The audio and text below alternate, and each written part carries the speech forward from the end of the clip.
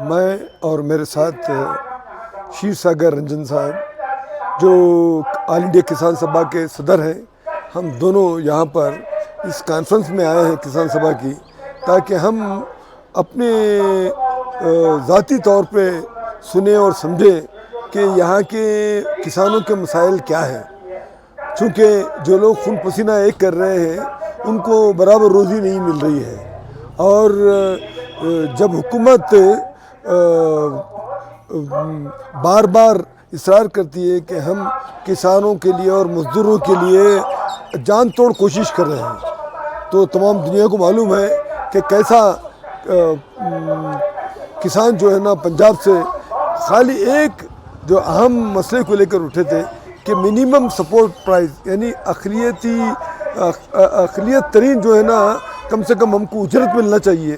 تو اس کے لیے انہوں نے کئی مہینے اس کے لیے انہوں نے لگا دیے، دلی کو مارچ کیا سینکڑوں نہیں بلکہ لاکھوں کی تعداد میں، اور آج بھی حکومت کی آنکھیں نہیں کھلی ہیں۔ ایک طرف کسانوں کے مسائل ہیں اور خصوصاً کشمیر کے کسانوں کے مسائل کچھ اور ہی ہیں، چونکہ ان کے ساتھ جو ہے نا کھلا جو ہے نا انصاف نہیں کیا جا رہا ہے، جبکہ اگر ہم شملہ کے وہاں کے جو سیب کے جو کسان ہیں ان کے ساتھ جو حکومت کی جو ہے نا جس قسم کی سہولتیں حکومت دے رہی ہے مارکیٹنگ کے لیے اور ان کی فروختگی کے لیے، یہاں پر بالکل الٹا حساب ہے۔ تو یہاں پر کولڈ اسٹوریج نہیں ہے،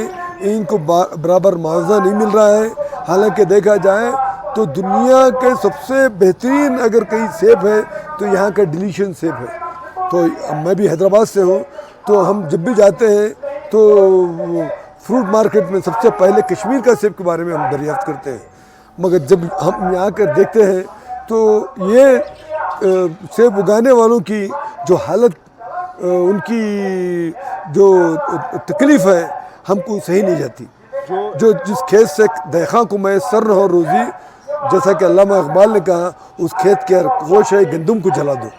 تو ہم نہیں چاہتے کہ خوش ہے گندم کو جلانا، ان کے ساتھ انصاف ہونا، ان کے ساتھ مارکیٹنگ ہونا، ان کے جو ہے نا ٹرانسپورٹیشن کا انتظام ہونا اور کولڈ اسٹوریج کا انتظام ہونا، تو وہ نہیں ہونے کی وجہ سے یہاں کا کسان بہت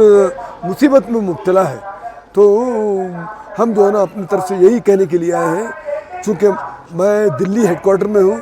اور دلی میں ہیڈ کوارٹر میں رہنے کی وجہ سے جو مختلف امور میں اپنے آنکھوں کے سامنے دیکھ رہا ہوں، تو وہ کہنا بہت مشکل ہے۔ جیسا پچھلے 2-3 دن پہلے لوک سبھا راجیہ سبھا میں جو وقف کی جو بل منظور ہوئی ہے منمانی طور پہ، تو جبکہ ان کو کوئی دوسرے مذہبی امور میں مداخلت نہیں کرتے، صرف مسلمانوں کے مذہبی مداخلت کرنے کی کیا ضرورت ہے؟ اگر حکومت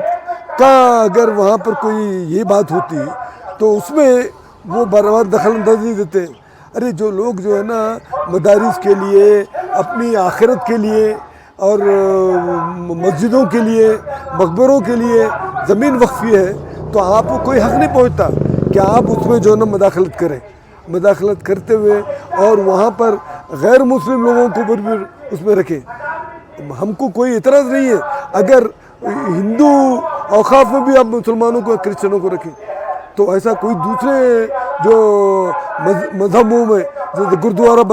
پربندھک کمیٹی، کیا کوئی ایک ہندو یا کوئی مسلمان اس میں ہے؟ نہیں ہے۔ جب وہاں پر کسی کو دخل اندازی کی اجازت نہیں ہے تو یہاں پر دخل اندازی کی کیا اجازت ہے؟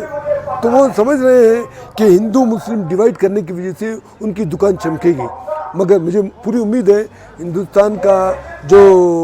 الیکٹوریٹ ہے، ووٹر ہے، بہت باشعور ہے، چونکہ لاسٹ ٹائم پہ ہم نے دیکھا جب مودی نے کہا 400 پار، کیا ہوا؟ 220 سے زیادہ پار نہیں کر سکے، تو یہ ان کی ہوش مندی اور دانش مندی ہے۔ تو مجھے پوری امید ہے کہ ہندوستان کی جو میجارٹی ہے، جو ہندوستان کے سیکولر ڈھانچے کو مضبوط رکھنا چاہتی ہے، یہ ان کو منہ توڑ جواب دیں گے۔ تو میں کشمیر کے عوام سے بھی یہی خواہش کروں گا کہ اگر کچھ شورش پسندی، کوئی علیحدگی پسندی چلتی ہے تو اس کو جو ہے نا اس کا جائزہ لے کر اس کو دور کرنا، اس لیے خالی یوں تو بولنا بہت آسان ہے، مگر اس کا بنیاد کیا ہے؟ اس بنیاد کی طرف جا کر ہم اس بنیادی مسائل کو اگر حل کریں تو ظاہر ہے کہ یہ تمام چیزیں اپنے آپ بے اثر ہو سکتی ہیں۔